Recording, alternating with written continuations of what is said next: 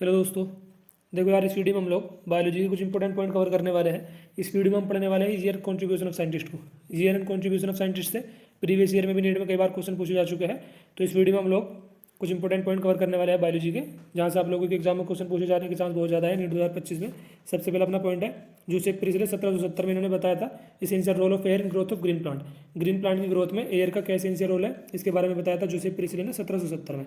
1774 में Joseph Presley ने ही oxygen को डिस्कवर किया था। 1770 में इन्होंने बताया था essential role of air in growth of green plant. Green plant की ग्रोथ में एयर का क्या एसेंशियल रोल है, और 1774 में इन्होंने ऑक्सीजन को डिस्कवर किया था। 1831 में रॉबर्ट ब्राउन ने न्यूक्लियस की डिस्कवरी की थी, और 1838 में सिलेडिन, ये एक जर्मन बोटनिस्ट थे, इन्होंने वर्क किया था प्लांट सेल पर।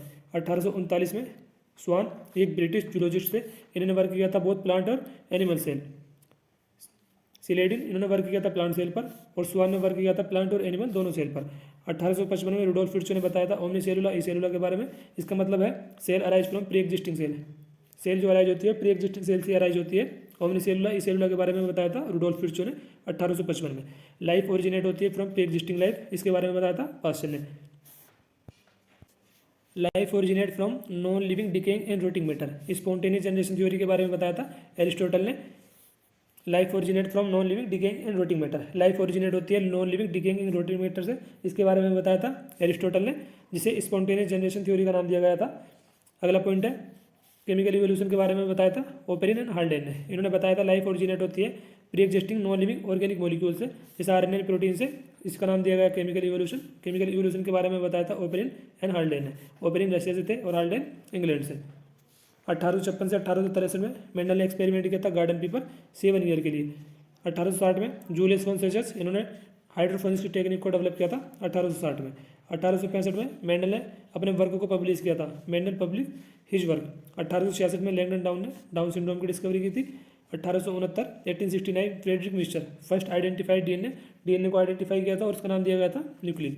1891 हैंकिंग ने डिस्कवर किया था एक्स बॉडी को। 1891 में फॉसिल डिस्कवर्ड हुए थे जावा में होमो इरेक्टस के, fossil discovered in Java homo erectus. 1892 में आइवानोवस्की ने डिस्कवर किया था वायरस को।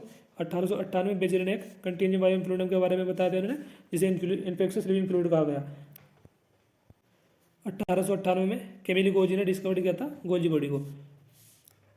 1900 में De Vries, Correns and von Tschermak independently इन्होंने डिस्कवर किया था मेंडल रिजल्ट को। 1902 में chromosome movement during meiosis has been work out, and 1905 में लॉ ऑफ लिमिटिंग फैक्टर के बारे में बताया था ब्लैकमैन ने। Law of limiting factor was given by Blackman in 1905। 1928 में फ्रेडरिक ग्रिफिथ ने ट्रांसफॉर्मिंग प्रिंसिपल के बारे में बताया था, और इन्होंने एक्सपेरिमेंट किया था स्ट्रेप्टोकोकस न्यूमोनी बैक्टीरिया पर। 1935 में स्टानले ने वायरस को क्रिस्टलाइज किया था। 1937 में रामदेव मिश्रा ने ऑब्टेन की थी पीएचडी इकोलॉजी में फ्रॉम लीड यूनिवर्सिटी यूके।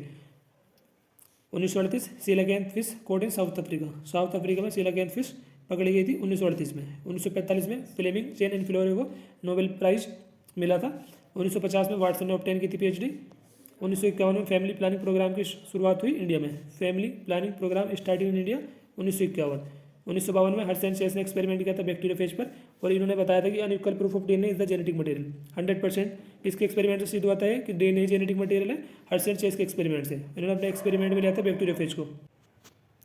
1953 में मिलन ने एक्सपेरिमेंट किया था, और इन्होंने अपने एक्सपेरिमेंट में वाटर वेपर, हाइड्रोजन, अमोनिया और मीथेन गैस का यूज किया था। 1953 में वाटसन एंड क्रिक ने double helical structure of DNA के बारे में बताया था, और रेप्लिकेशन स्कीम के बारे में बताया था। 1953 वाटसन एंड क्रिक ने बताया था मैं double helical structure of DNA के बारे में। 1953 में पेलाडे ने डिस्कवर्ड किया था राइबोसोम को।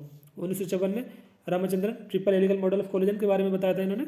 1954 में triple helical model of collagen was given by 1954, और ये रामचंद्रन के द्वारा दिया गया था।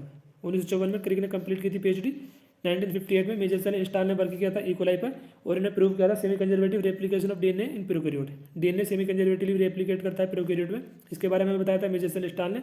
इन्होंने वर्क किया था इकोलाई पे, और इन्होंने एक्सपेरिमेंट किया था 1958 में।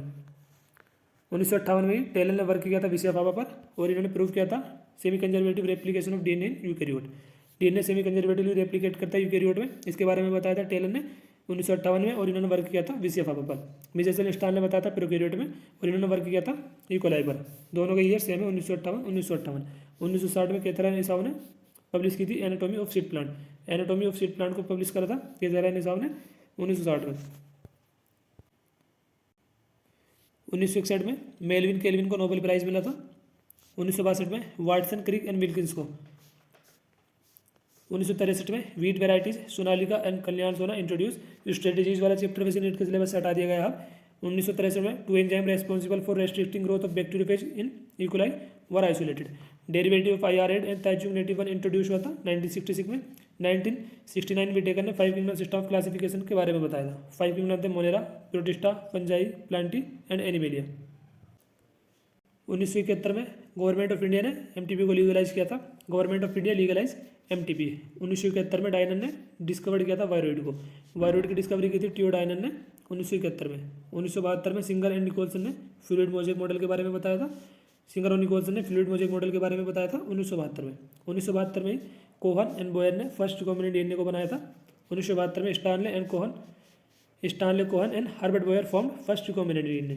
1972 में इस्टेब्लिशमेंट हुआ था NCPC का। NCPC की फुल फॉर्म है national committee for environmental planning and coordination.